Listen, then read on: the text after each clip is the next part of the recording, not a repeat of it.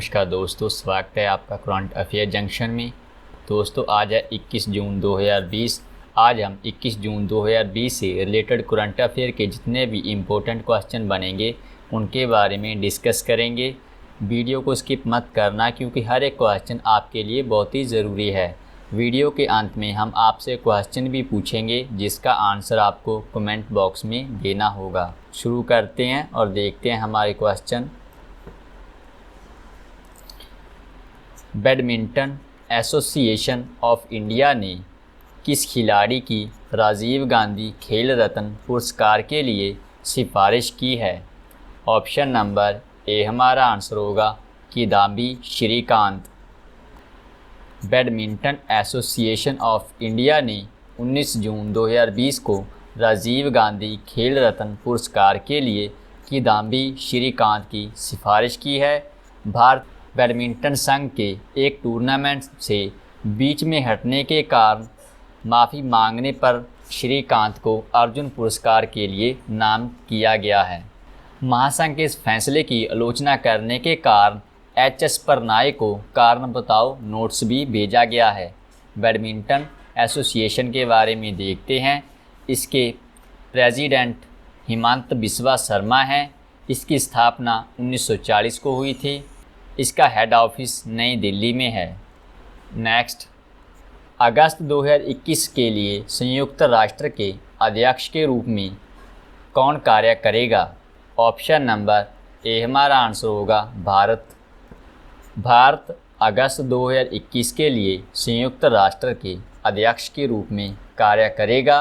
भारत को हाल ही में सुरक्षा परिषद के गैर सदाई सदस्य के रूप में चुना गया है।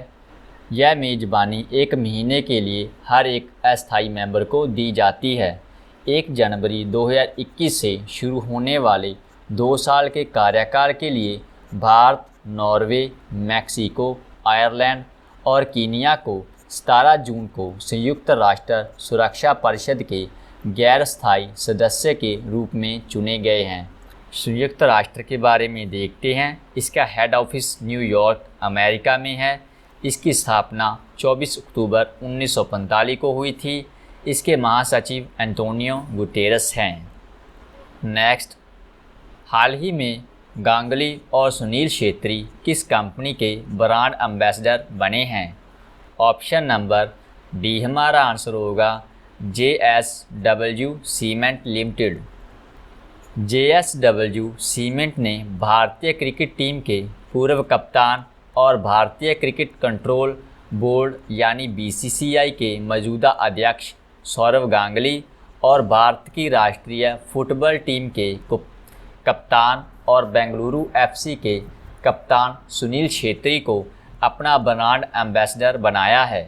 JSW सीमेंट 14 अरब डॉलर की JSW समूह की एक कंपनी है। यह कंपनी 20 जून से पश्चिम बंगाल, बिहार और उड़ीसा में नया मार्केटिंग अभियान लीडर्स चॉइस शुरू करने जा रही है।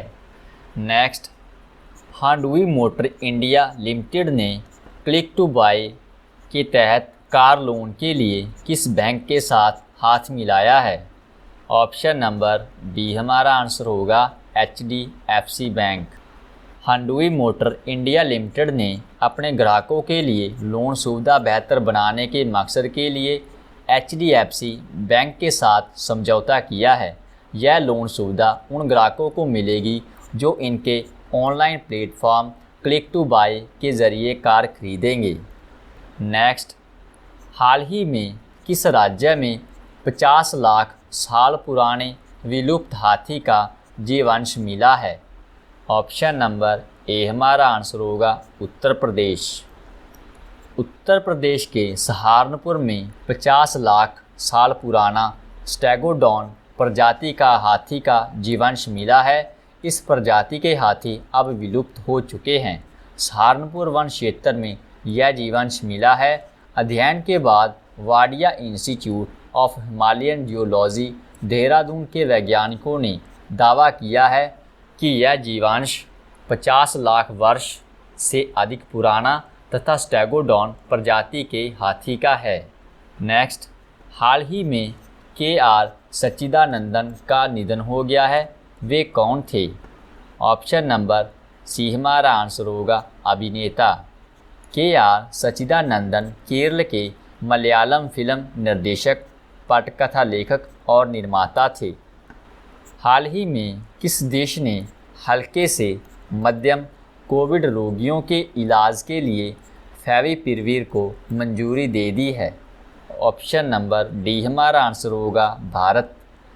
दवा नियामक drugs controller general of India ने भारत में हल्के से मध्यम कोविड-19 रोगियों के इलाज के लिए फेविपिरवीर के इस्तेमाल को मंजूरी दे दी है। दवा निर्माता कंपनी ग्लेनमार्क फार्मास्यूटिकल्स ने कहा कि उसे दवा के निर्माण और मार्केटिंग की मंजूरी मिली है। हाल ही में विश्व बैंक ने किस देश को 1.05 बिलियन अमेरिकी डॉलर देने की घोषणा की है? ऑप्शन नंबर ए हमारा आंसर होगा बांग्लादेश। विश्व बैंक ने बांग्लादेश की अर्थव्यवस्था को अधिक और बेहतर रोजगार सृजित करने के मदद करने के लिए 1.05 बिलियन अमेरिकी डॉलर की राशि मंजूर की है। यह राशि बांग्लादेश की 3 परियोजनाओं के लिए दी गई है। विश्व बैंक के बारे में देखते हैं। इसका हेड ऑफिस वाशिंगटन यूएसए में है। इसकी स्थापना जुलाई 1944 को हुई थी। इसके प्रेसिडेंट डेविड मलपास हैं। इसके एमडी और सीएफओ अंशुला कांत हैं। बांग्लादेश के बारे में देखते हैं। इसकी राजधानी ढाका है। इसकी करेंसी बांग्लादेशी टका है। यहाँ के प्रेसिडेंट अब्दुल हमीद हैं और यहाँ के प्राइम मिनिस्टर शेख हसीना हैं। किसको national institute of public finance and policy के अध्यक्ष के रूप में नियुक्त किया गया है? ऑप्शन नंबर ए हमारा आंसर होगा अरिजित पटेल। अरिजित पटेल को national institute of public finance and policy के अध्यक्ष के रूप में नियुक्त किया गया है, जो एक आर्थिक थिंक टैंक है। इसका हेड ऑफिस नई दिल्ली में है। नेक्स्ट, विश्व शरणार्थी दिवस किस दिन मनाया जाता है?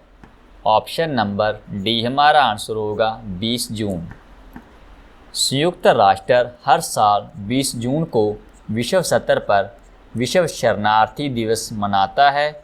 विश्व शरणार्थी दिवस ऐसे ही विस्थापित लोगों के साहस, शक्ति और संकल्प को प्रतिष्ठित करने और उनकी समस्याओं को समझने सुलझाने के उद्देश्य से मनाया जाता है। पूरी दुनिया में लगभग 8 करोड़ महिलाएं, बच्चे और पुरुष ऐसे हैं जो अपने देश से विस्थापित हो शरणार्थियों के तौर पर दूसरे देशों में जीवन बिता रहे हैं। इस बार विश्व शरणार्थी दिवस एवरी एक्शन काउंट्स थीम तहत मनाया गया। अनुभवी अर्थशास्त्री और 10वें वित्त आयोग के सदस्य का हाल ही में निधन हो गया है, वे कौन थे?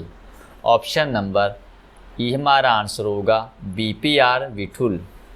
नेक्स्ट, किस राज्य ने 18 जून को 19वां महान जून विद्रोह दिवस मनाया है? ऑप्शन नंबर सी हमारा आंसर होगा मणिपुर। 19वां महान जून विद्रोह दिवस 18 जून को मणिपुर के केकरूपत में मनाया गया। सिप्री ईयरबुक 2020 के अनुसार दुनिया में परमाणु हथियार धारक के रूप में भारत की स्थिति क्या है? ऑप्शन नंबर डी हमारा आंसर होगा भारत को इसमें 6ठा स्थान प्राप्त हुआ है।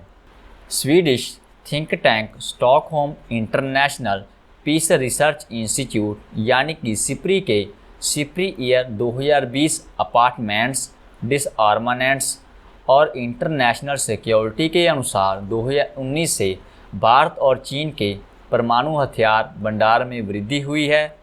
भारत में परमाणु वॉरहेड्स की संख्या 2019 रिपोर्ट की तुलना में 150 तक आंकी गई है, जबकि भारत के पास 2018 में 130 से 140 परमाणु हथियार थे।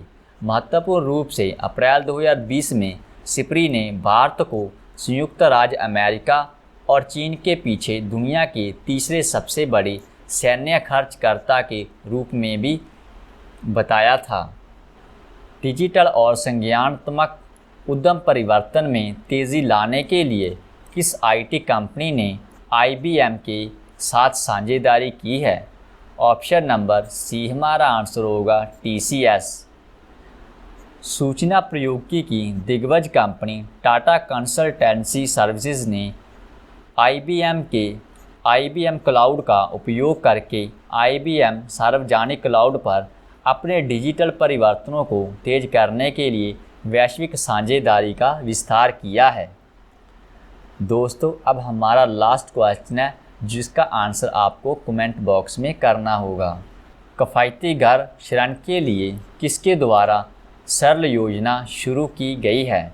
तो दोस्तों, ये 4 ऑप्शन है। इन चारों ऑप्शनों में से आपको एक ऑप्शन हमें लिखकर भेजना होगा। थैंक यू फ्रेंड्स, हमारे साथ अंत तक जुड़े रहने के लिए हम आपका बहुत बहुत धन्यवाद करते हैं। Thank you very much.